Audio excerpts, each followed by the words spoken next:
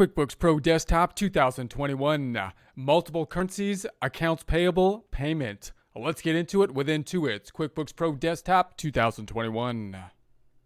You could open the open windows by going to the View dropdown, selecting the Open Windows list. In prior presentations, we made a purchase of inventory on account. We're going to be paying that inventory in foreign currency in the future. Therefore, we have the accounts payable that we have to value in US dollars, but for which we will be paying in foreign currency units. We made an adjustment for it as of the end of the year, so the current spot rate or exchange rate would be correct. The accounts payable would reflect the current rate as of the end of the year, as of that point in time. We also made a reversing entry to reverse out that adjusting entry so that we can now record the transaction for the payment of the bill. So let's review that in the financial statements. Reports drop down, company and financial. Take a look at the balance sheet standard. Balance sheet standard, we're going to go up to the customized reports up top, changing the dates from 01/01/21 to 12/31/21, and then OK.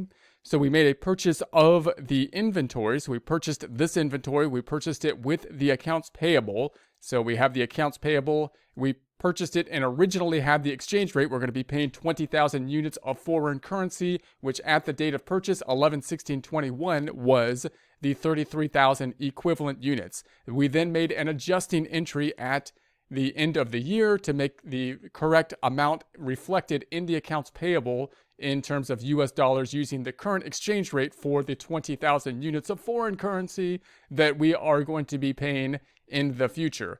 Then we did a reversing entry. If I go one day up as of the first day following the year. So we basically put that 400 in adjusting entry. We reversed it the next day so that when we pay the bill, it will then do the adjusting entry for us, and everything should work out at that point. So if I close this back out, then let's then go to the profit and loss. Reports drop down, company and financial, profit and loss, changing the dates up top from 01/01/21 to 12/31/21. Similar scenario down here. We have the gain or loss that has been recorded, and then we have that $400 that we put on the books for the difference in the adjusting entry at the end of the year between the two exchange rates at the point in time the bill was input and the point in time of the end of the year, the financial statement date. And then if I go one day up, we then did the reversing entry. So now it has been reversed as of 1/1/22, or the next year. So now in the next year, if I was to run this for 2022, 01/01/22 to 12/31/22, we have this $400 that is in there in the following year that's a reversing entry. So we have the correct amount recorded in the prior year, and then we have this 400, which isn't exactly right, but should wash out and be correct after we enter the bill. Now, when we do this in our Excel worksheet over here, we entered our transactions by increasing inventory and the accounts payable when we made the purchase. Then we made an adjusting entry as of the year end. Then we go into year two here, year two washing out the income statement then down to 0, and we have our balance sheet account, the 32.8 now reflected. Then we recorded the adjustment here. We recorded the adjustment as of the point in time we're going to make the sale, which was $200 adjustment. And that was calculated as we took the difference between the exchange rates times the 20,000, and we had to then adjust our amount to be the 32,800. That's going to be the US dollar equivalent of the $20,000 or 20,000 units of foreign currency, pounds, that we're going to be paying as of this point in time. So we needed another adjustment to get there, to get this to be correct for the current exchange rates. With that $200 adjustment, that resulted in the next year, in the current year, with this adjustment of $200. So we should have an income statement amount then of $200 at the end of the day. It's going to look a little bit different when we do it in QuickBooks because we did a reversing entry kind of method. So that'll wash out in a second. Then we did the transfer of the cash going from our checking account, which is US dollars, transferring money into the foreign currency account. This is in terms of US dollar equivalents. What's actually in the account are 20,000 foreign currency units, which are the British pounds.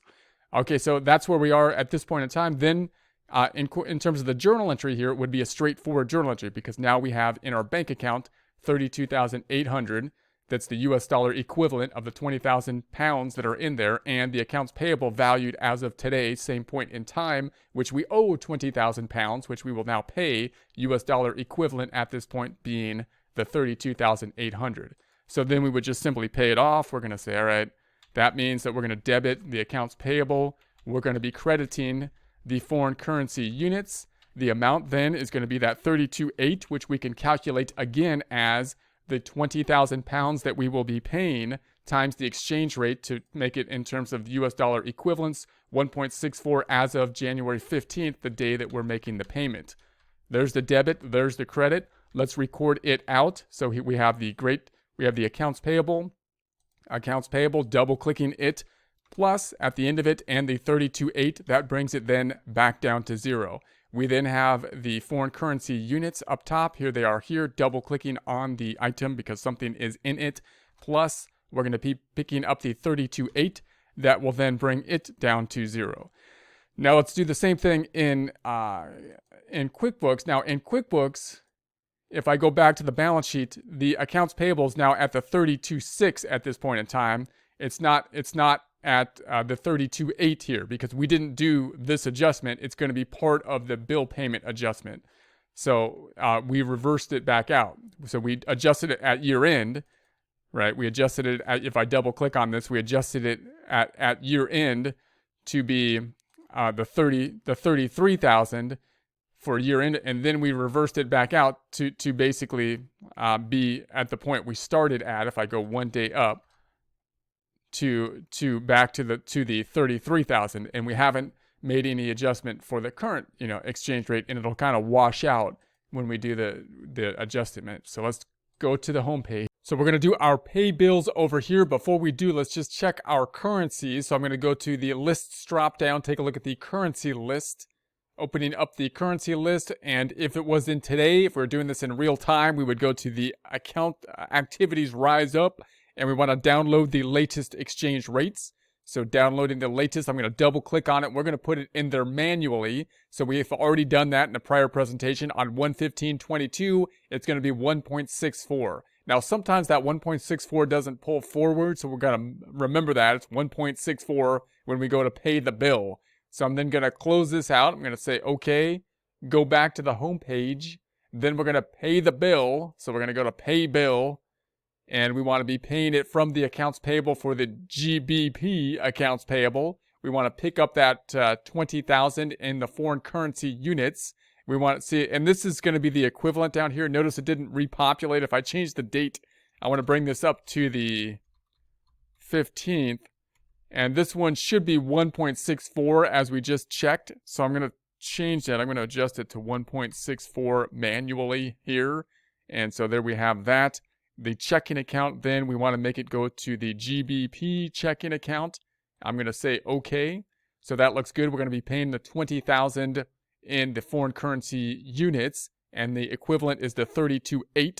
Does that tie out to what we have in Excel, the 32.8? Yep, that's what we're going to be paying. That looks good. What's going to happen when we do this? It's going to be decreasing the accounts payable by the amount that's in there. Then the other side is going to be decreasing the checking account for the 32.8, the US dollar equivalent of the 20,000 that's actually in that account. So we're going to go ahead and say pay the selected bill, and this that's okay. We're going to say that's okay, and then I'm going to say okay, and then let's go back on up to our reports, go into the profit or the balance sheet report. Within the balance sheet report, we have now paid off the payable as of the 20, and let's actually look at the trial balance, because if I go up to the 22 or the next year, the accounts payable disappears because it's down to 0. So let's take a look at the trial balance here. Reports drop down, accounting and taxes, trial balance, and then we're going to change the dates from, let's make it 01/01/22 to 12/31/22. And then we have our accounts payable here. Accounts payable, if I double click on the accounts payable, then we have the 33,000 decrease in here. If I bring this back to the prior period as well, to 21 to the, So now we have the original bills going on at the 33. We're taking it off at the 33 here, and then QuickBooks is going to record the difference in the exchange rate difference to the gain or loss. We had a manual adjusting entry that we entered as of the end of the period, and then we basically reversed that manual entry out. Closing this back out, so that's back down to 0, so that's correct. It should be back down to 0 at this point. Then if we take a look at the gain and loss, and then in the current time period, we have the 400 and then the 200 here. So the 400 was our journal entry, which was the reversing entry, and then we have the 200, which was recorded when we entered the bill. So let's take a look at this step by step. Let's look at the last period. So I'm going to take 21 to 21.